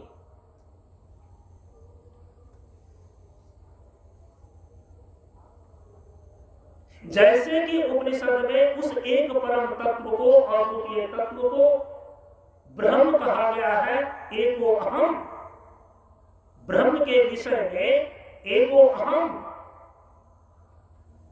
देवी ने उसी अपने वास्तविक स्वरूपता को बताने के लिए अहम ब्रह्म स्वरूपिणी कहा करके आगे दुर्गा सरस्वती के अंदर स्पष्ट रूप से महादेवी कहते हैं एका एव अहम। जैसे ब्रह्म एक है, उसी प्रकार से एका एव अहम, मैं भी एक ही हूं। इस प्रकार से ब्रह्म की जिस प्रकार से अभिन्न निमित्तोपादान कारणता उपनिषद आदि प्रमाणों से सिद्ध है, उसी प्रकार से श्रीमद्देवी भागवत और दुर्गा सप्तशती इत्यादि ग्रंथों के द्वारा ब्रह्म स्वरूपिणी शक्ति तत्व की भी अभिन्न निमित्तोपादान कारणता सिद्ध है।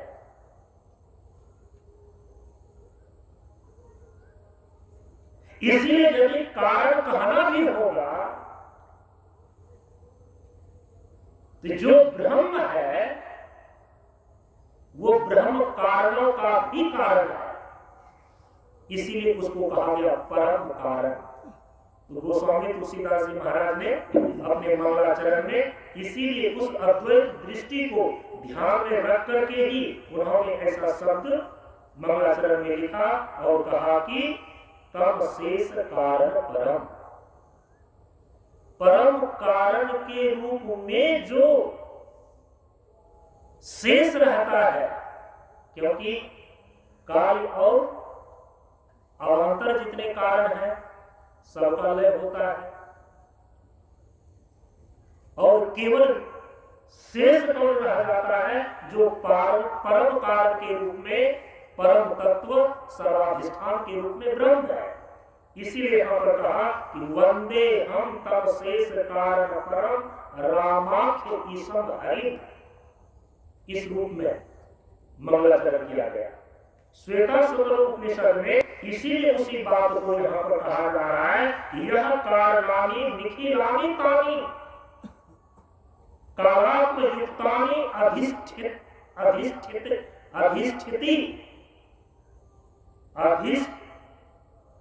अधितिष्ठति एक, माने कि जो कारण के रूप में न्याय और वैशेषिक दर्शन के अंदर काल इत्यादि को कारण माना गया, सांख्य और योग के अंदर त्रिगुणात्मक प्रकृति को कारण माना गया, कहा कि यह कारणानि निखिलानि तानि, जो काल स्वभाव आदि कारणों के भी कारण रूप में अधितिष्ठति एक होकर के अधिष्ठित है, हम उसको बोलेंगे परम कारण स्वरूप सर्वाधिष्ठान ब्रह्म। और महादेवी अपना परिचय इसी रूप में दे रही है कि हम ब्रह्म स्वरूप नहीं। इसीलिए हमारे महापुरुषों ने अब ये अंतिम निर्णय दिया कि शक्ति केवल कारण तत्व के रूप में ही नहीं है। यदि शक्ति तत्व ब्रह्म स्वरूप नहीं है तो अब ब्रह्म के दो रूप मान लिए जाते हैं, एक है सगुण ब्रह्म और दूसरा है निर्गुण ब्रह्म। शक्ति तत्व क्या है तो आप कह सकते हैं कि सगुण ब्रह्म ही शक्ति तत्व है, और शक्ति तत्व का जो निर्गुण स्वरूप है वही ब्रह्म है। तो सगुण ब्रह्म ही शक्ति तत्व और शक्ति तत्व का निर्गुण स्वरूप ही ब्रह्म है, ये सिद्ध होता है। क्योंकि समय आगे जा रहा है, इस विचार को कल के सत्संग में आगे बढ़ाएंगे। शक्ति तत्व की अभिन्न निमित्त उपादान कारणता को लेकर के इसकी ब्रह्म स्वरूपता सिद्ध हो जाती है। इसीलिए सगुण ब्रह्म ही शक्ति तत्व के रूप में है और शक्ति तत्व का निर्गुण स्वरूप ही ब्रह्म है। ये बातें उपनिषद के द्वारा, श्रीमद्देवी भागवत महापुराण के द्वारा और श्री दुर्गा सप्तशती ग्रंथ इत्यादि में जो शक्ति का स्वरूप वर्णित किया गया है, इसके द्वारा सिद्ध हो जाता है। ओम पूर्णमदः पूर्णमिदं पूर्णात् पूर्णमुदच्यते पूर्णस्य पूर्णमादाय पूर्णमेवावशिष्यते। ओम शांति शांति शांति। हरि ओम। श्री गुरुभ्यो नमः। हरि ओम।